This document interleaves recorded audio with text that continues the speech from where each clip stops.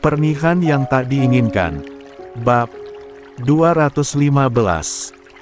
Bu Herlina, saya mengerti bahwa ingatan bisa hilang, bisa pudar seiring waktu. Namun, saya juga percaya, rasa tidak pernah benar-benar bisa hilang. Jikapun ingatan menjauh, hati pasti tetap mengenali. Herlina mengerutkan kening, seolah mencoba mencerna setiap kata yang diucapkan Bu Mahira. Saya tidak ingin memaksa ibu untuk mengingat sesuatu yang mungkin terasa asing saat ini. Saya hanya berharap, ibu mau melihat segala sesuatu dengan hati, bukan sekadar dari apa yang tampak di permukaan. Bu Mahira menatap Azarin yang masih menunduk, lalu kembali menatap Herlina. Suaranya tetap lembut, tetapi syarat dengan keteguhan. Terkadang, yang ada di depan mata bisa saja tampak kabur, tetapi yang ada di dalam hati tidak akan pernah benar-benar pergi. Mungkin ibu tidak mengingatnya sekarang, tetapi bukankah hati selalu tahu kemana dia merasa tenang? Herlina masih diam. Matanya menatap Bu Mahira dengan sorot ragu.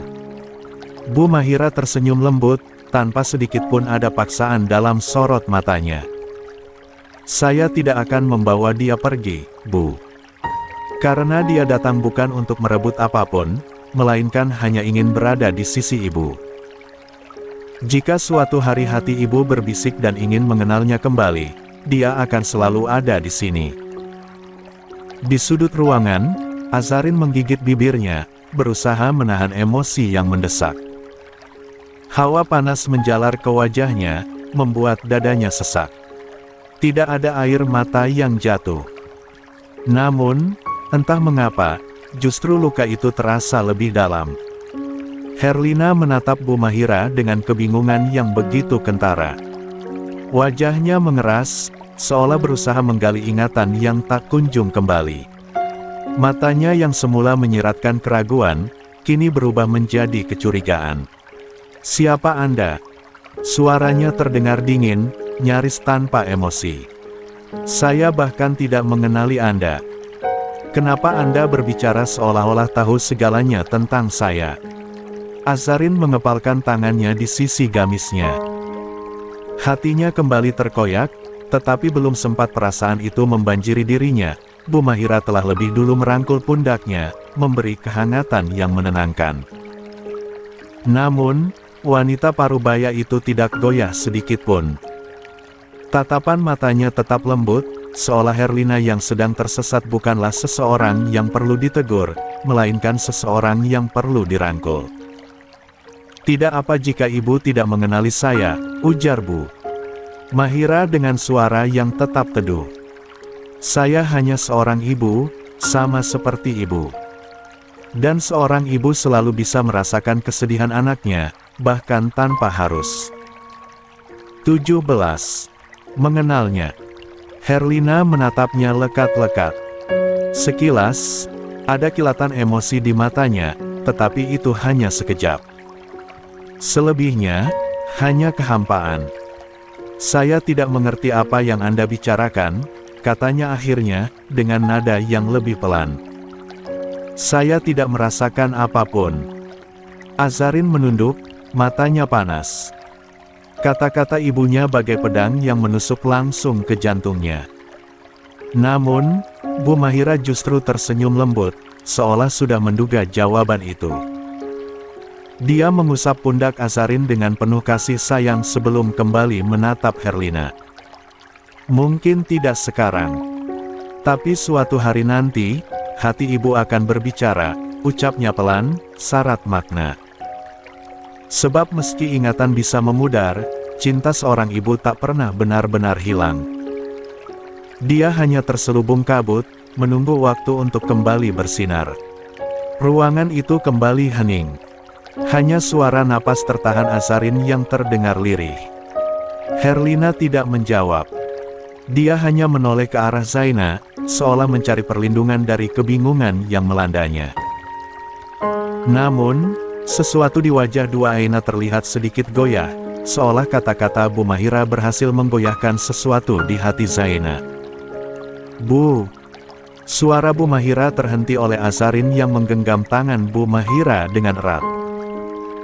Sementara masih Azarin berdiri kaku, menggigit bibirnya, menahan gelombang emosi yang hampir menghantam pertahanannya. Pandangannya yang mulai berkabut beralih pada Bu Mahira. Tatapannya memohon, seolah berkata bahwa dia tak sanggup lagi bertahan di tempat ini. Bu Mahira yang memahami gejolak hati menantunya segera membalas remasan jemari Azarin, memberikan kehangatan dalam genggaman. "Baiklah, ayo kita pergi," bisik Bu Mahira lirih. Namun, sebelum langkah mereka berbalik meninggalkan ruangan, suara Herlina kembali terdengar, menusuk bagai sembilu. "Jangan kembali lagi." Langkah Azarin terhenti seketika. Dia menegang, menggigit bibir lebih keras hingga hampir berdarah. "Putriku selalu ketakutan setiap kali melihatmu." Luruh. Hatinya serasa jatuh berkeping-keping. Napasnya tersendat, tetapi dia tetap berdiri tegak. Perlahan, senyum getir terbit di balik cadarnya, senyum yang menyimpan luka lebih dalam dari sekadar kehilangan. Dengan sekuat tenaga, dia mengangkat dagunya, mencoba mempertahankan sisa keberanian yang hampir runtuh. Suaranya bergetar saat dia akhirnya berbicara. "Jika ini yang Umi inginkan, baiklah," suaranya lirih, tetapi syarat kepedihan. "Ini terakhir kalinya saya berada di sini. Seharusnya saya memang tidak kembali ke Indonesia, seharusnya saya tetap di Dubai saja." Udara di ruangan seakan menipis, begitu mencekik. Herlina tetap diam, tak memberikan tanggapan. Sementara Zaina menunduk, tak berani menatap siapapun. Azarin menutup matanya sejenak, menarik napas panjang untuk menenangkan diri. Lalu, tanpa menunggu lebih lama, dia berbalik dan melangkah pergi, meninggalkan kehangatan yang pernah dia sebut sebagai rumah. Bu Mahira mengikuti dari belakang, tetapi tidak sebelum memberikan tatapan penuh arti pada Herlina. 18. Tatapan yang tidak menghakimi, hanya penuh kesabaran dan harapan. Sementara itu, langkah Azarin semakin cepat, seolah ingin segera keluar dari tempat yang menyimpan begitu banyak luka. Tangannya menggenggam erat jemari kecil Alina, mencoba menguatkan diri di depan putrinya. "Aku tidak akan datang lagi, Umi." "Tidak," lirihnya dalam hati. 19. Pagi itu, udara di balik jeruji terasa lebih hangat dari biasanya. Alea berdiri dengan pakaian rapi, hijabnya terpasang sempurna, wajahnya berseri. Hari ini adalah hari yang telah dia nantikan, hari yang seharusnya menjadi awal kebebasannya. Tangannya yang ramping menggenggam jeruji besi, matanya menatap keluar dengan harapan yang mengembang. Setiap detik yang berlalu terasa seperti selamanya, tetapi dia tetap menunggu dengan sabar. Waktu terus berjalan. Detik merambat menjadi menit, menit berubah menjadi jam. Namun, tak ada tanda-tanda polisi datang menjemputnya. Hatinya mulai dirayapi kecemasan, tetapi dia mencoba menenangkan diri. Mungkin mereka hanya terlambat. Ya, pasti begitu. Hingga akhirnya, suara langkah sepatu terdengar menggema di koridor. Seorang polisi muncul di hadapannya. Senyum Alea refleks merekah. Dadanya berdegup lebih kencang. Gembok di pintu sel mulai terbuka dengan bunyi gemerincing yang nyaris terdengar seperti alunan kebebasan. Namun, tak ada sepatah kata pun dari polisi itu. Alea mengernyit bingung. "Silakan ulurkan tangan Anda," ujar polisi dengan nada datar. Kebingungan semakin menyelimuti benaknya, tetapi dia tetap menurut. Perlahan dia mengangkat tangannya. Namun, seketika tubuhnya menegang saat merasakan dinginnya besi membelit pergelangan tangannya. Borgol. Alea tersentak. Refleks dia menarik tangannya, tetapi terlambat. Salah satu tangannya sudah terkunci dalam cengkeraman logam dingin itu. "Tunggu." Kenapa saya diborgol lagi? Hari ini saya bebas, bukan? Suaranya bergetar, mata bulatnya membesar tak percaya. Polisi itu tetap tenang, bahkan tak ada sedikit pun raut kasihan di wajahnya. Anda tidak bebas hari ini, Bu Alea. Anda dipindahkan ke tahanan Polres karena kasus Anda telah dilimpahkan ke sana. Alea membeku. Pandangannya kosong, hatinya berdesir tak menentu. Kasus berbeda. Bisiknya nyaris tak terdengar. Polisi itu mengangguk. Pak Jenderal sudah melaporkan kasus baru. Kasus pengancaman. Dunia Alea seolah runtuh dalam hitungan detik. Kakinya terasa goyah, wajahnya mendadak pucat.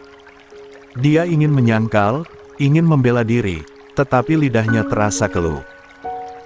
Bahkan saat tangan satunya kembali direnggut untuk dikunci bersama, dia hanya bisa diam. Ditarik keluar dari selnya, langkahnya terasa begitu berat. Setiap gesekan rantai borgol di tangannya terasa seperti belati yang menyayat perasaannya. Begitu tiba di depan kantor polisi, tubuhnya membeku. Di sana, berdiri sosok yang telah ini menghancurkan hidupnya, Jenderal. Pria muda itu berdiri tegak, tatapannya tajam dan tak terbaca. Di sampingnya, mantan ibu mertuanya pun 20. Ikut menatap Alea dengan ekspresi bahagia. Alea ingin berteriak, ingin memberontak, ingin menumpahkan segala amarah dan keputusasaan yang menggumpal di dadanya. Tetapi, yang bisa dia lakukan hanyalah melangkah masuk ke dalam mobil, membiarkan tubuhnya digiring tanpa daya. Saat pintu mobil tertutup, Alea masih bergeming di tempat. Dia tak tahu haruskah dia menangis, tertawa atau meronta marah. Namun, tiba-tiba, di sisi lain, pintu terbuka kembali. Dia tidak menoleh, pikirannya masih kacau. Tetapi saat seseorang duduk di sampingnya, suara dingin menyusup ke telinganya. Bagaimana rasanya di dalam penjara? Alea menoleh perlahan. Dan di sana, duduklah sosok yang begitu dia kenal, Jenderal. Dulu, pria ini adalah seseorang yang pernah membuatnya tergila-gila. Seseorang yang dia kira akan menjadi pelabuhan terakhirnya. Namun, sekarang, yang tersisa hanyalah kebencian yang menusuk-nusuk relung hatinya. Alih-alih menjawab, Alea memilih diam. Tidak ada gunanya meladeni omong kosong, Jenderal.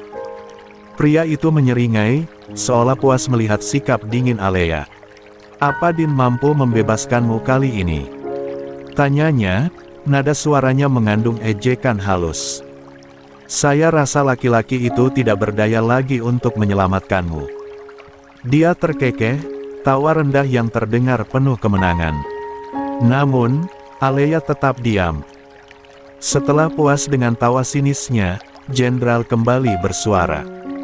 Dulu saya tidak paham mengapa bisa tunduk padamu. Nada suaranya berubah, lebih dalam, lebih pahit. Iba, atau mungkin hati saya terlalu lemah karena permintaan mendiang sahabat saya untuk menjagamu. Saya biarkan kamu masuk ke dalam rumah tangga saya dengan asa. Alea tetap tak bereaksi, tetapi ada ketegangan yang semakin menyesaki udara di dalam mobil. Saya akhirnya bercerai dengan Asa, lanjutnya, suara Jenderal terdengar seolah membahas sesuatu yang sepele. Ya, saya tahu, itu karena kesalahan saya. Saya yang mulai terlena dengan kamu. Dia menghela napas pendek, membiarkan Alea mencerna kata-katanya. Kamu tahu apa yang paling menyakitkan lagi, Alea? Suaranya rendah, tetapi penuh tekanan. Kamu dipecat dari klinik militer, tapi kamu masih bisa bekerja di tempat lain. Kariermu sebagai dokter tidak benar-benar hancur. Kamu masih punya kesempatan, masih punya tempat untuk kembali. Dia tertawa pendek, tetapi tidak ada kebahagiaan di sana, hanya sisa kepedihan yang telah membatu. Tapi begitu saya dipecat dari TNI, saya kehilangan segalanya. Pangkat saya, kehormatan saya, harga diri saya, semuanya direnggut dalam sekejap. Jenderal menggeleng, sorot matanya berkilat penuh kekecewaan. Tahu rasanya, Alea? Bangun setiap pagi dan menyadari bahwa dunia yang dulu saya perjuangkan sudah tidak ada lagi. Bahwa seragam yang pernah saya kenakan dengan bangga, kini hanya tinggal kenangan. Bahwa setiap langkah saya keluar rumah, saya hanya dipandang sebagai pria gagal yang bahkan tidak pantas dihormati. Dia menarik napas panjang lagi, menekan emosi yang hampir meledak. Orang-orang bilang saya pantas mendapatkannya. Pantas jatuh sehancur ini. Tapi apa mereka tahu betapa sakitnya menjadi saya? Jenderal menatap lurus ke depan, rahangnya semakin mengeras.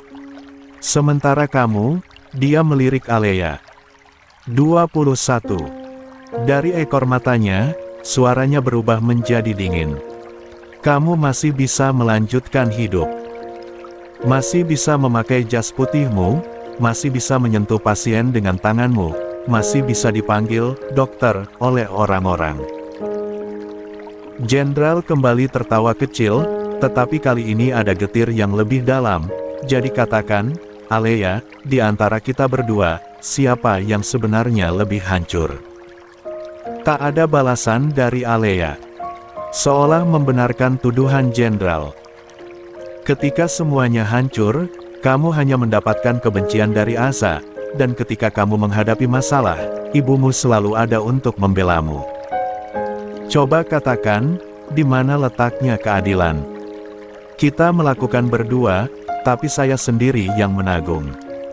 Alea mendengar semua itu dengan hati yang menghangat oleh rasa getir. Senyum tipis terukir di bibirnya. Dia menoleh, menatap jenderal dengan sorot mata yang tajam namun tenang. Dan sekarang, kamu ingin balas dendam? Tanyanya, suara Alea pelan, namun setiap katanya bagaikan belati yang menyelam ke dalam hati lawan bicaranya. Jenderal tertawa terbahak-bahak, seolah pertanyaan itu adalah sesuatu yang lucu. Balas dendam. Ulangnya, masih dengan tawa yang menggema di dalam mobil. Ya, mungkin itu yang ada di kepalamu sekarang. Dia menghela napas, lalu melanjutkan dengan suara lebih serius. Tapi saya hanya ingin kamu tahu satu hal, Alea. Saya bukan lagi jenderal yang bisa kamu perdaya seperti dulu. Sejak perceraian saya dengan Asa, semuanya berubah. Alea menatapnya dengan datar. Lalu, dengan menjebloskan saya ke penjara, apa itu akan membuat Asa kembali padamu?